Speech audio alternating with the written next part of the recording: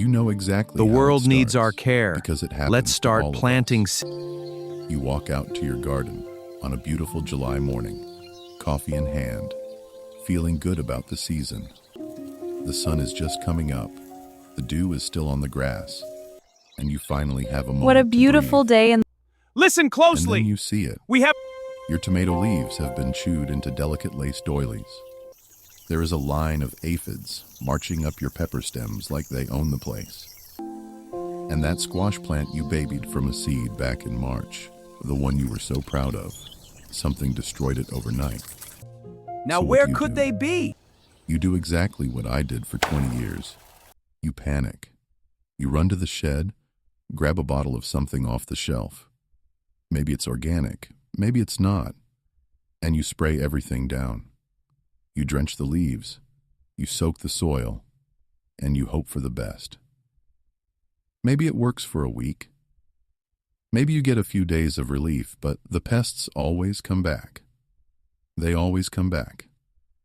And every single season, it feels like you are fighting the same war with the same weapons. And somehow, you are still losing ground. It is exhausting. It makes you question why you are doing this in the first place. But here is what caught my attention a few years back and changed my entire perspective on what a garden is supposed to be. I was visiting Lancaster County, Pennsylvania, spending time around the Amish communities there. These are folks who have been growing food for over 300 years without a single bottle of synthetic pesticide. Not one drop. And when I looked at their gardens, I didn't see struggle. I saw plants that looked better than mine ever had. They were healthier, fuller, and had significantly less damage. I stood there looking at row after row of tomatoes with barely a nibble on them, and I had to ask myself a hard question. What do they know that I missed for 3 decades? I have read the books. I have tried the neem oil, the diatomaceous earth, the soaps. I figured if there was a better way, I would have found it by now. But standing in that Pennsylvania soil, I realized I had been thinking about pest control completely backward. My entire life, we are taught that gardening is a series of reactions. You see a bug, you kill a bug. You see a spot, you spray a spot. We treat the garden like an emergency room. But the Amish don't do that. They don't react to problems after they show up. They design their gardens so that most pest problems never develop in the first place. That shift in thinking changes everything. It turns out that when you stop trying to dominate nature and start understanding the system starts working for you. Today, I am going to walk you through exactly how they do it, step by step, so you can stop fighting a war and start growing a garden. In Amish communities, especially in the Lancaster County settlements of southeastern Pennsylvania, there is a guiding principle that governs almost every aspect of life, including how they treat the land. It is called Gelassenheit. It is a German word, and it is hard to translate perfectly into English, but the closest meaning is something like yielding to the natural order, surrendering control, or trusting that the design of the world has a balance built into it. Now, I am not here to preach theology or philosophy. I am here to talk about your vegetables. But here is why this concept matters so much for your garden. Most of us approach gardening with a desire for total control. We see a problem, and we want to fix it immediately. We want to be the ones in charge.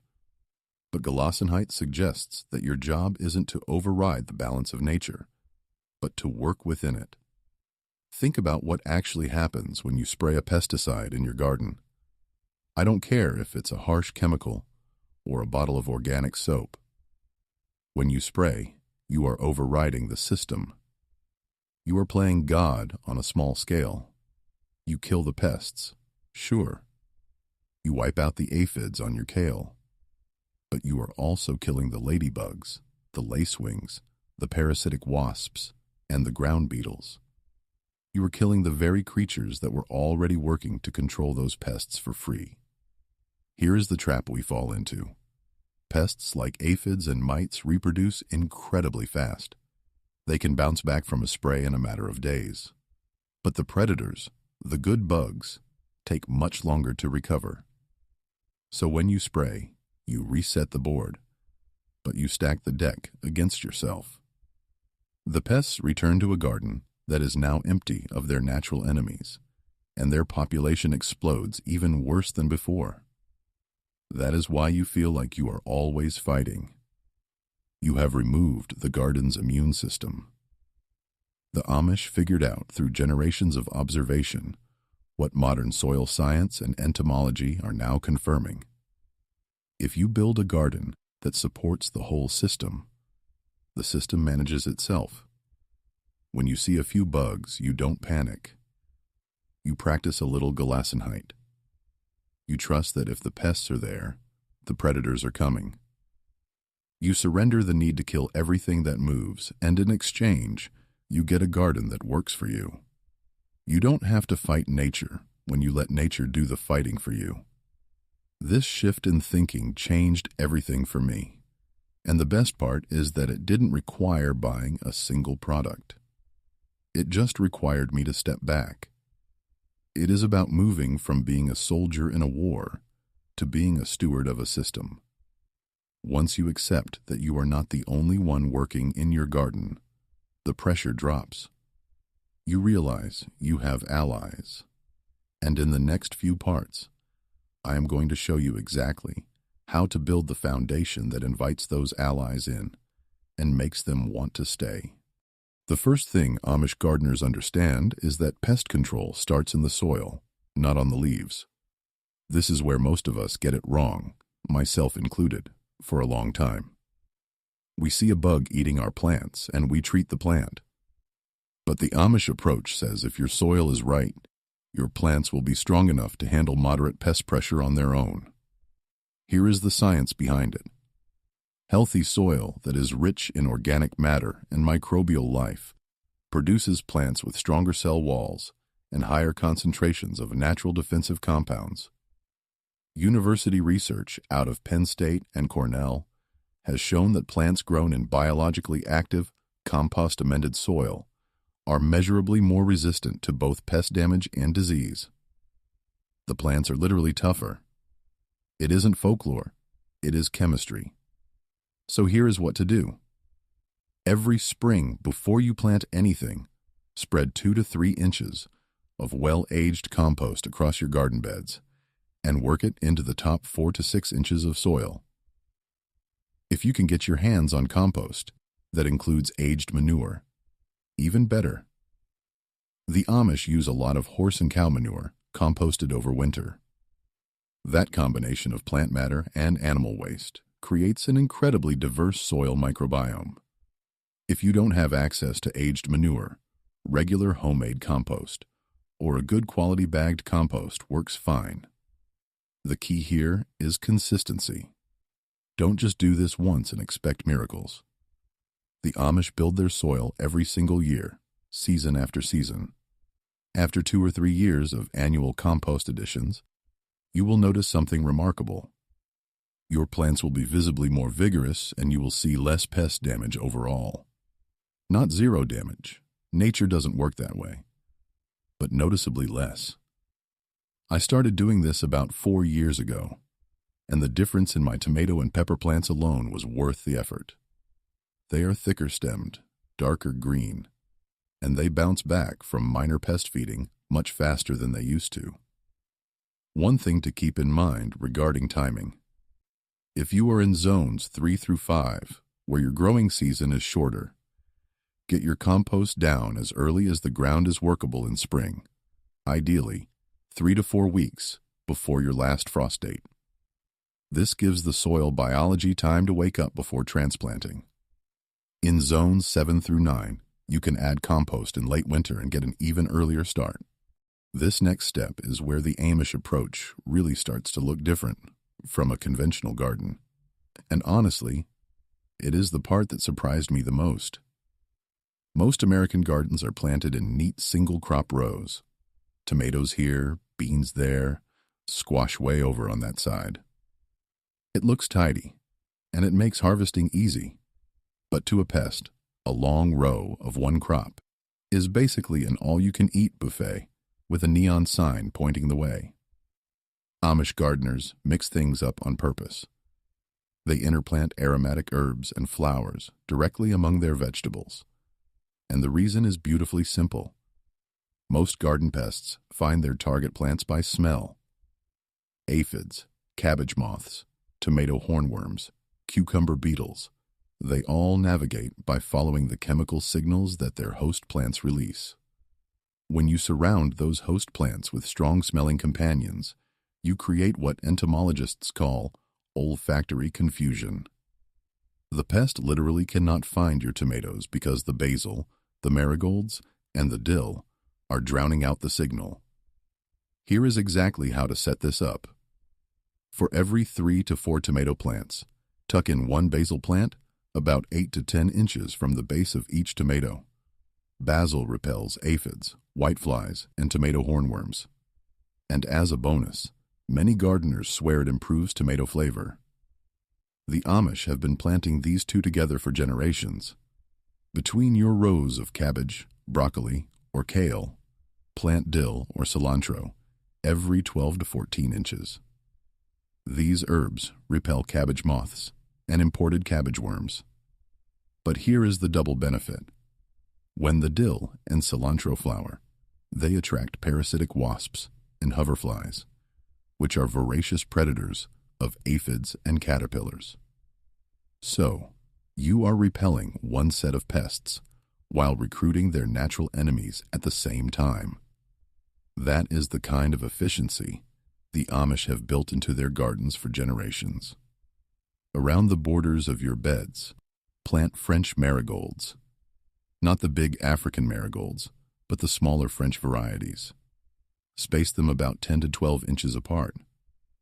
Marigold roots release a compound called alpha-terthienol into the soil that suppresses root knot nematodes, and their strong scent above ground deters whiteflies and squash bugs.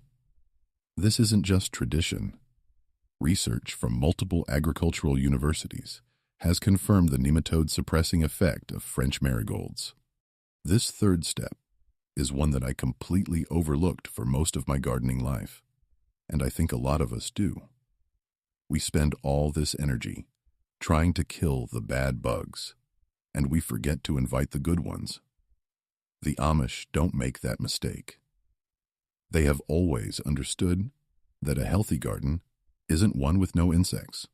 It's one with the right insects. Here's what I mean. A single ladybug can eat up to 50 aphids in a single day. One lacewing larva can consume 200 aphids in its short lifetime. Parasitic wasps lay their eggs inside hornworms and cabbage worms, killing them from the inside. Ground beetles patrol the soil surface at night, eating slugs, cutworms, and grubs. These are your allies, and the Amish build their gardens specifically to keep them around. The simplest way to encourage these beneficial predators is to create what is called an insectary strip. This is a small section of your garden, even just a row 2 feet wide along one edge, planted with flowers and herbs that beneficial insects need for nectar and pollen. The best plants for this are sweet alyssum, yarrow, fennel, dill, and Queen Anne's lace. You need to plant these in a dense strip and let them flower all season. The key is continuous bloom. You need something flowering from early spring through fall, so the beneficials always have a food source. Here is the practical setup. Along one border of your garden, plant a row of sweet alyssum at the front since it stays low and blooms all season. Behind it, alternate yarrow and dill, plants about 10 to 12 inches apart. If you have room, add a few fennel plants at the back. This strip will buzz with hoverflies, parasitic wasps, lacewings, and ladybugs within a few weeks of the first blooms. Once those populations are established, they patrol your entire garden. The Amish also leave small areas of their property a little wild on purpose. A patch of clover near the garden, an unmowed strip along the fence, a pile of stones, or old logs where ground beetles can shelter. These aren't signs of laziness. They are habitat. Every beneficial insect needs somewhere to live, breed, and overwinter. If your garden is perfectly manicured with bare soil between every row, you are essentially hanging a no vacancy sign for the very creatures you want to attract. If you are gardening in zones 4 through 6, where beneficial insect populations can take longer to build up in spring, you might consider purchasing a release of ladybugs or lacewing eggs early in the season to jumpstart things. But make sure you have the flowering habitat in place first, or they will simply fly away to find food elsewhere. That was a mistake I made my first year. I bought a bag of ladybugs, released them, and they were gone by the next morning because I hadn't given them a reason to stay. This next step is one of my favorites because it is clever in a way that makes you smile once you understand it. Instead of trying to keep pests away from your garden entirely, the Amish sometimes invite them in on purpose, but they send them to the wrong address. This is called trap cropping. The idea is simple. You plant something the pest likes even more than your main crop, and you plant it on the edges of your garden where it draws them away from the vegetables you actually care about. Nasturtiums are the classic Amish trap crop. Aphids are wildly attracted to nasturtiums, far more than they are to your beans or peppers. If you plant nasturtiums in a ring around the outside of your garden, or at the ends of your rows about 6 to 8 inches apart, the aphids will cluster on the nasturtiums and largely leave your main crops alone. It works like a magnet. Once the nasturtiums are loaded with aphids, you have 2 choices. You can pull the plants and dispose of them, or better yet, leave them and let the ladybugs and lacewings from your insectary strip come feast. That is the system working together. You are essentially concentrating the food source for your beneficial insects in one specific spot so they can do their job more efficiently. For flea beetles, which are a nightmare on eggplant, and young brassicas, plant a row of radishes as a trap crop, about 2 feet in front of your main planting. Flea beetles prefer radish leaves, and they will congregate there first. You simply sacrifice the radish tops so your eggplants stay clean. You aren't growing those radishes for you. You are growing them for the beetles. Blue Hubbard squash is another traditional trap crop that the Amish and many New England gardeners have used for generations. If you grow any kind of squash or pumpkin, planting a couple of Blue Hubbard squash plants at the far corners of your garden will draw squash vine borers and cucumber beetles away from your main crop. They are magnets for those pests. You are not trying to save the Blue Hubbard. You are using it as a decoy. The beauty of trap cropping is that it requires no sprays, no products, and no daily labor. You plant it once and it works all season. The pests do exactly what nature designed them to do. They just do it somewhere you don't mind. This next step is the one that feels the most old-fashioned, and honestly, that is exactly why it works. Every Amish gardener I have spoken with in Lancaster County talks about the morning walk like it is just part of the day, the same as eating breakfast or feeding the animals. It isn't dramatic, and it isn't complicated, but it might be the single most effective pest control habit you can build. Here is what it looks like. Every morning, ideally early, before the heat sets in, you walk your garden slowly. You aren't just admiring your tomatoes, you are looking. You turn over leaves, check the undersides of squash foliage, and run your eyes along every stem. When you find a pest, you pick it off by hand and drop it into a small bucket of soapy water. I know it sounds almost too simple to matter, but here is why it works. Most serious pest damage doesn't happen because of one or two bugs. It happens because a small population was allowed to explode unchecked. A single tomato hornworm can strip an entire branch in 48 hours. By the time you notice the damage and run for a spray bottle, you are already behind. The Amish morning walk catches problems when they are still small. 2 hornworms on Monday become 0 hornworms on Monday, instead of 20 hornworms by Friday. Give yourself 15 to 20 minutes. For tomatoes, look for hornworms on the top leaves. They are big, but they camouflage perfectly. So look for their dark droppings on the leaves below as a giveaway. For squash and cucumbers, flip the leaves and look for clusters of small bronze-colored eggs on the undersides. Those are squash bug eggs, and scraping them off with your thumbnail now saves you a massive headache later. For brassicas like cabbage and broccoli, look for the small green caterpillars and the white butterflies hovering around your plants laying eggs. Now, here is something I picked up from an Amish family that I haven't seen mentioned in any standard gardening guide. It is a technique for protecting young transplants that is almost too simple to believe until you try it. When they put young seedlings into the ground, they place a collar made from a cardboard tube around the base of each plant. They use old toilet paper rolls or cut paper towel rolls into sections. You push the cardboard about 1 inch into the soil and let it rise about 2 inches above the surface. This cardboard collar creates a physical barrier against cutworms, which are larvae that crawl along the soil surface at night and chew right through the stems of young transplants. Cutworms are responsible for more dead seedlings than most gardeners realize. Once they sever that stem, the plant is gone. The collar stops them cold. Even better, the cardboard breaks down naturally, over 4 to 6 weeks, right around the time the plant stem is hardened enough that cutworms can no longer bite through it. No plastic, no waste, no chemicals. I started using these collars 3 seasons ago, and I went from losing 5 to 8 transplants every spring to losing almost none. If you are gardening on a larger scale, say a 1/4 acre or more, the morning walk takes longer, and you may not catch everything by hand. In those cases, the Amish often use lightweight floating row covers over their brassicas and young squash plants. This fabric lets light and water through, but acts as a physical wall against egg-laying moths and beetles.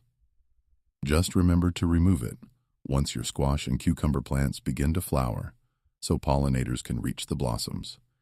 We have talked about building soil, confusing pests with smells, and inviting predators to do the heavy lifting. But I have been doing this long enough to know that nature doesn't always follow the plan. Sometimes you get a wet spring that breeds aphids by the millions. Sometimes a mild winter fails to kill off the beetle larvae. When the balance tips too far and your plants are truly threatened, you need a way to intervene. But even then, the Amish don't reach for the nuclear option. They have a final line of defense that respects the system they have built. This is the only step that involves actually making something, and even then, it takes about 10 minutes of work. It is a homemade deterrent spray made from ingredients you probably already have in your kitchen right now. I learned this recipe from an Amish neighbor in Lancaster County, and it is the one I keep coming back to because it is effective, it is cheap, and it is safe. Here's the exact method. Take 4 or 5 cloves of garlic and 2 hot peppers. Cayenne works great, but any hot pepper will do.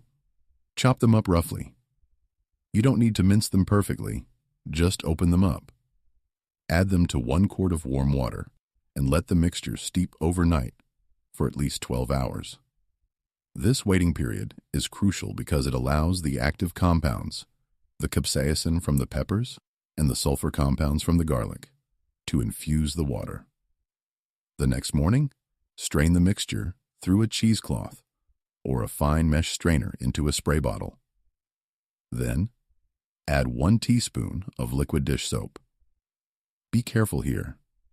You want plain dish soap, not a heavy-duty degreaser or a detergent with a lot of additives. The soap serves 2 purposes. First, it acts as a surfactant, helping the spray stick to the waxy leaves instead of rolling right off. Second, it helps break down the protective waxy coating on soft-bodied insects like aphids and mites, drying them out. When you apply this, focus on the undersides of the leaves because that is where most pests hide from the sun and predators. And this is important. Never spray this in direct midday sun or when temperatures are soaring. The soap can amplify the sun's rays and cause minor leaf burn. The best time is early morning or late evening. 1 application usually keeps pests at bay for 5 to 7 days, but you will need to reapply after a heavy rain. Now, I want to be straight with you about what this spray does and what it doesn't do. If you are used to synthetic pesticides, you might be disappointed at first because you won't see bugs dropping dead instantly. This spray doesn't kill on contact, like a nerve agent. It is a deterrent. It makes your plants smell and taste terrible to the insects, so they decide to move on. It is a keep out sign, not a death sentence. This distinction matters because it aligns with everything else we have discussed. If you wipe out every insect in your garden with a harsh chemical, you starve the ladybugs and lacewings you worked so hard to attract in Part 5. But if you just push the pests away or knock their population down to a manageable level, the system stays intact. This spray is a tool for correction, not annihilation. It is the backup plan for when the soil, the trap crops, and the beneficial insects need a little extra help. It is the final piece of the puzzle that lets you handle a crisis without destroying the ecosystem you have spent all season building. We have covered a lot of ground today. We talked about soil biology, companion planting, insect life cycles, and homemade remedies. But if you take only one thing away from all of this, I hope it is not just a list of gardening tips.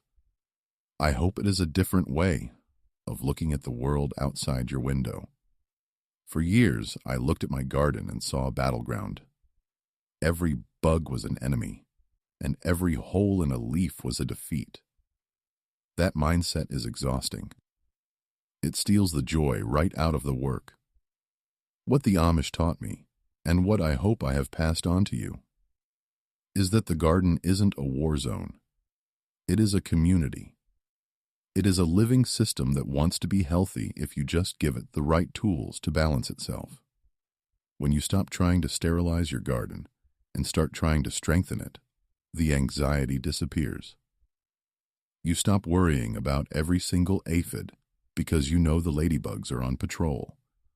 You stop panicking over a dry spell because you know your compost-rich soil holds water like a sponge.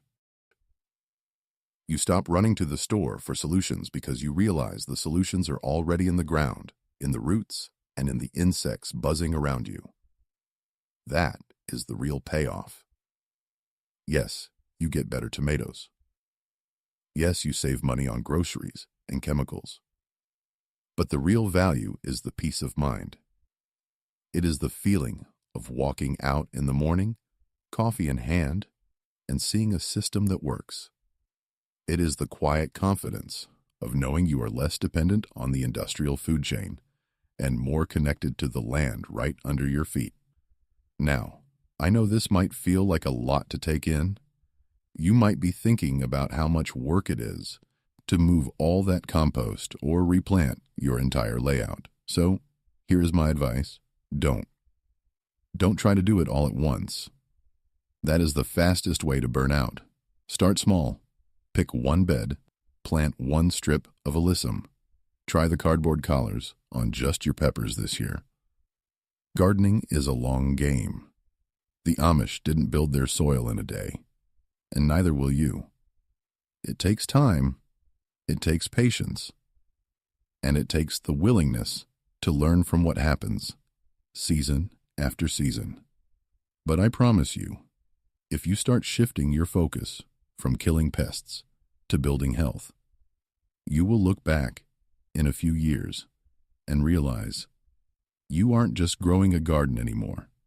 You are growing an ecosystem. And that is a powerful thing to be a part of.